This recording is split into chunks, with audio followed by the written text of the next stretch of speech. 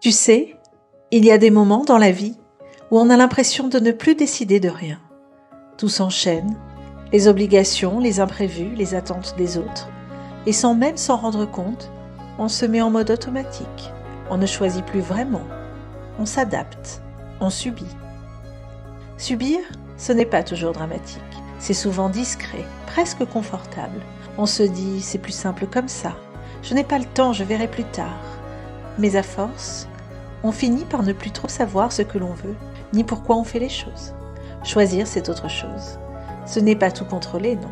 C'est simplement reprendre une part active dans sa vie. C'est se demander, est-ce que ça me correspond encore vraiment ? Et parfois, la réponse dérange.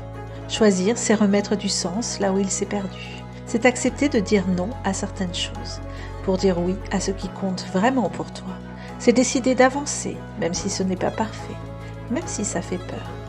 Il ne s'agit pas de tout bouleverser, mais de reprendre conscience que jour après jour, il y a des marges de liberté, des décisions minuscules, mais qui redessinent une direction, ta direction.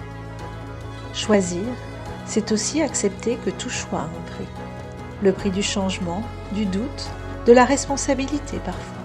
Mais c'est aussi la seule façon d'avoir une vie qui te ressemble. Parce qu'à force de subir, on finit par s'éloigner de soi.